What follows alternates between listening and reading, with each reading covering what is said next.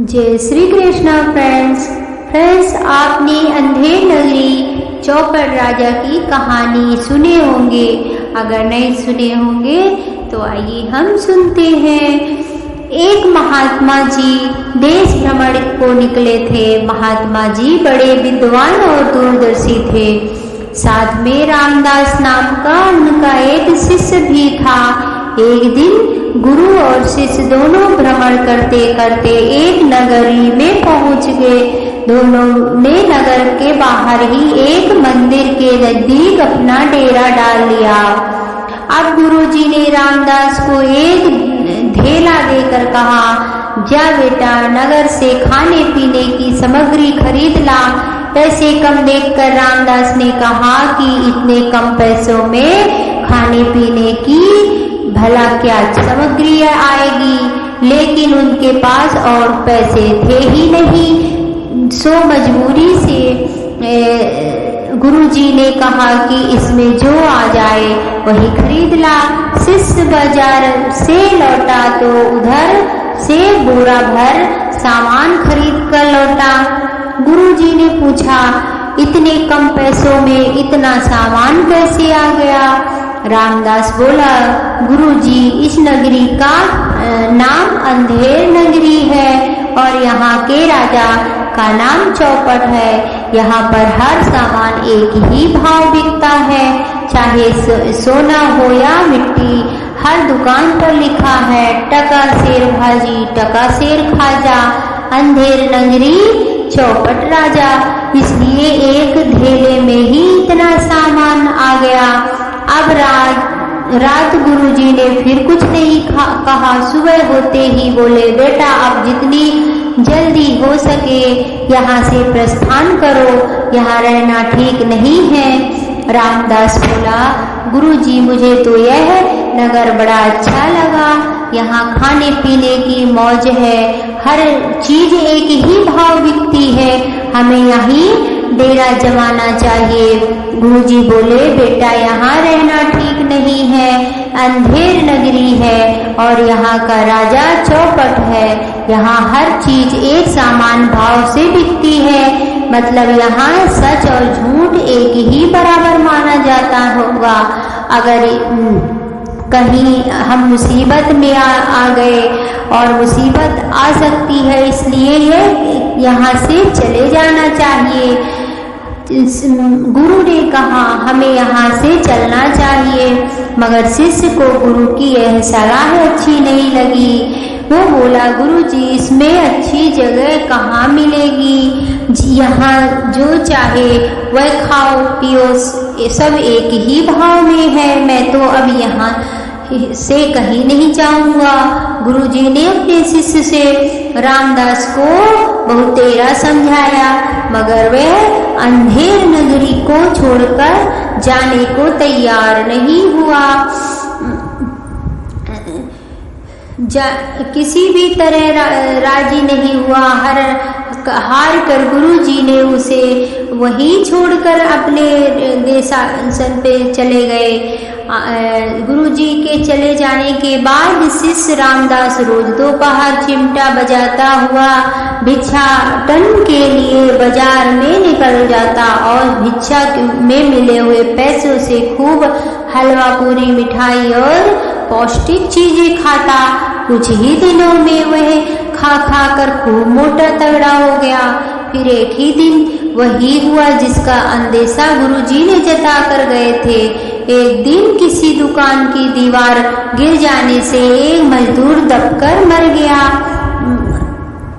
कोतवाल के पास खबर पहुंची तो वह तुरंत दुकान मालिक को पकड़कर राजा के सामने पेश करने के लिए आया। दुकान का मालिक चौपट राजा से बोला, महाराज इसमें मेरा कोई कसूर नहीं है। दीवार तो राज मिस्त्री ने कमजोर बनाई थी। राजा ने तुरंत राज मिस्त्री को बुलवाया।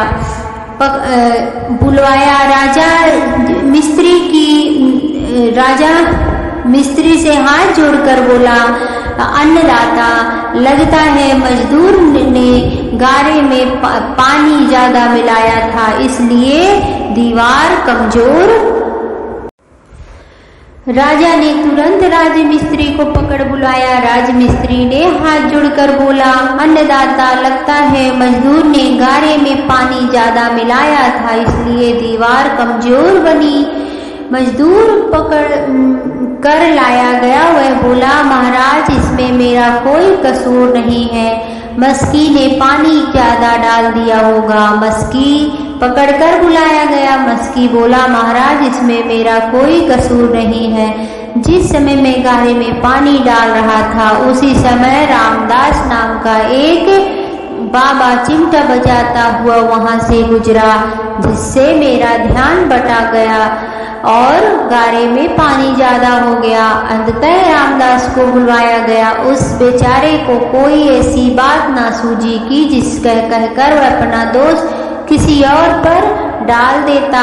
वह अंधेर नगरी के तौर तरीकों से अच्छी तरह वाकिफ न था, लिहाजा राजा ने कहा कि असली कसूरवार वही है और उसे सरेआम फांसी पर लटकाया जाना चाहिए।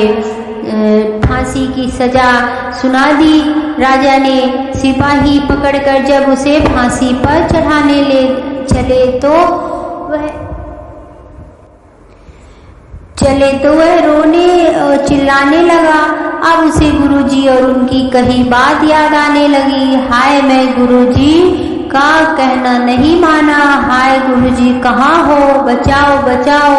दैवी प्रेरणा से गुरुजी भी उस दिन रास्ता भटक कर वापस अंधेर नगरी में ही आ गए थे। उन्हें जब पता चला कि उनके शिष्य को फांसी पर चढ़ाने के लिए ले जाया जा रहा है, तो शिष्य को बचाने के लिए गुरुजी भागे भागे आए और तो बेचारे भागे भागे फांसी स्थल पर चले गए। फांसी स्थल पर राजा एक ऊंचे मंच से पर अपने मंत्री के साथ बैठा हुआ था। दूसरी ओर तमाम जनता फांसी का तमाशा देखने के लिए जुटी हुई थी। गुरुजी तुरंत दौड़कर वहां पहुंचे जहां राजा बैठा हुआ था। चिल्लाकर बोले, महाराज, इस आदमी को फांसी मत दीजिए, मैं चाहता हूं उसके बदले मुझे फांसी दे दी जाए। राजा ने आश्चर्य से कहा, भला क्यों? आप इसकी जगह क्यों मरना चाहते हैं? गुरुजी गंभीर मुद्रा बनाकर बोले, ये गूढ़ रहस्य की बात है महाराज, आप जानकर क्या करेंगे? आप तो बस जल्दी से जल्लाद को आदेश दीजिए कि मैं रामदास को हटा के और मुझे फांसी दी जाए। अब तो राजा की उत्सुकता और भी बढ़ गई और वह बोला, वह गूढ़ रहस्य जल्दी से मुझे बताओ, वरना तब तक मैं रामदास को फांसी चढ़ने दूंगा ना तुम्हें। गुरुजी ने फिर राजा को टाल मटोल करने की कोशिश की, लेकिन राजा वह गूढ़ रहस्य जानने की जिद पर पड़ गया। आखिरकार गुरुजी ने राजा के पास जाकर धीरे से बोले, गुरुजी बोले, महाराज, मैंने अभी अभी ज्योतिष गणना करके यह पता लगाया है कि आज इस समय की घड़ी मरने के लिए बहुत ही शुभ है। आज इस घड़ी में जो मरेगा वह सीधा स्वर्ग जाएगा, इसलिए जल्दी कीजिए, मुझे फांसी चढ़वाइए ताकि मैं सीधा स्वर्ग जा सकूं। समय बीता जा रहा है, कुछ ही मिनट शेष हैं।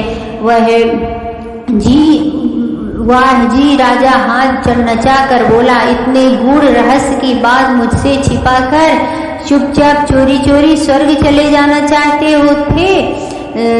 जानते हो यहाँ का राजा मैं हूँ, स्वर्ग जाने का सबसे पहला अधिकार मेरा है, समझे? अब फांसी तुम नहीं चढ़ोगे, फांसी मैं चढ़ूंगा। इतना सुनते ही मंत्री बोला, महाराज, मैं भी आपके साथ स्वर्ग जाना चाहता हूँ, मुझे भी अपने साथ फांसी पर चढ़ाने का आदेश दीजिए। ठीक है, राजा ने कहा, जल्लाद जल्दी से एक फंदा लगाओ, कहीं शुभ मुहूर्त बीत न जाए। आनन फानन में एक फंदा और लगाया गया। राजा और मंत्री दोनों सीधे स्वर्ग जाने के लालसा में सबके देखते देखते फांसी पर झूल गए। उधर मौके का फायदा उठाकर गुरु और शिष्य दोनों चुपचाप उस अंधेर नगरी से खिसक लिए। इसलिए दोस्तों सब लोग कहते हैं अंधेर नगरी का चौपट राजा, टके शेर भाजी टके शेर खाजा।